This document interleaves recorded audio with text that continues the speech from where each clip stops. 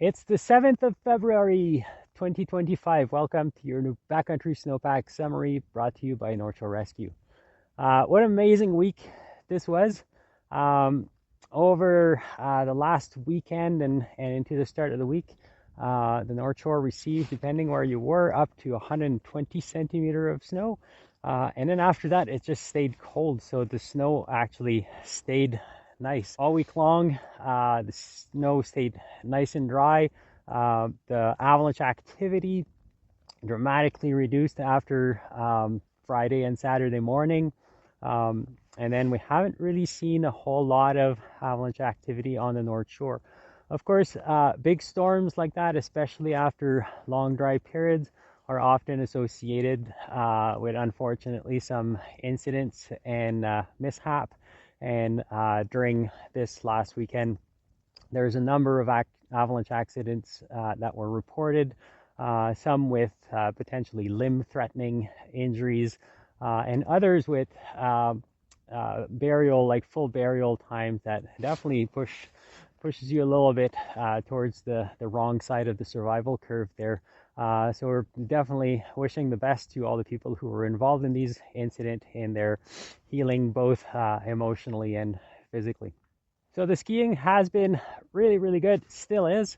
And the avalanche hazard has come down significantly, but we're not completely out of the woods. The crust and facet combo that was buried on January 30th is still around. It's not really doing anything yet, but it hasn't gone away. We don't really expect it to wake up during the weekend or in the next few days, but it's still around as something that we'll want to keep an eye on, especially when we have like big changes in the weather pattern. So if you want to know more about that, stick around for the snowpack discussion.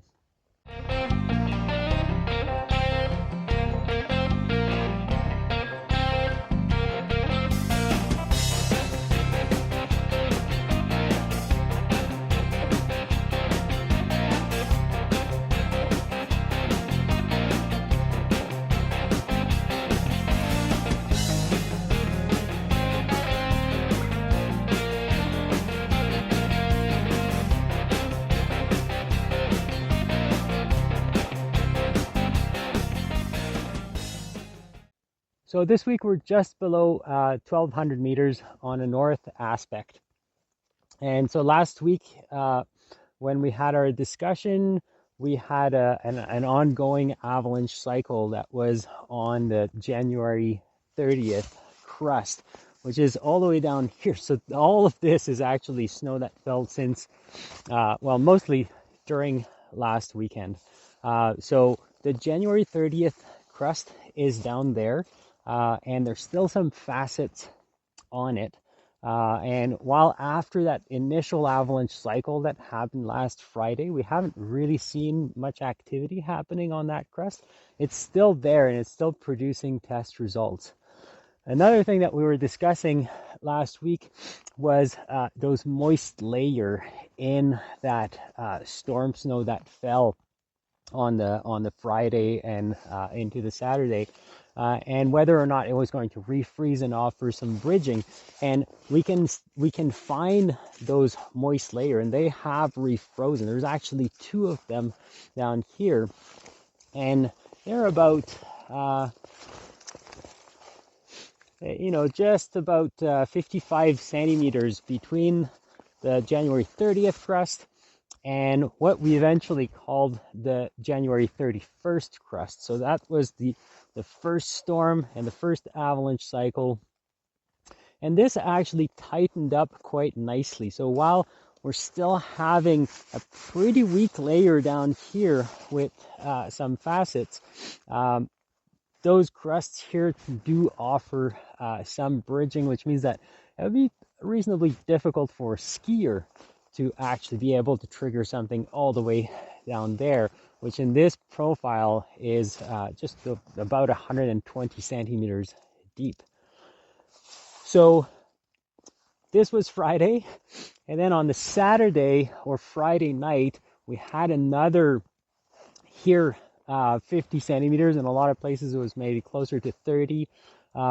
And when that initially started, we had an avalanche cycle that happened um, early Saturday, or probably before sunrise, where everything was sliding on this crust here.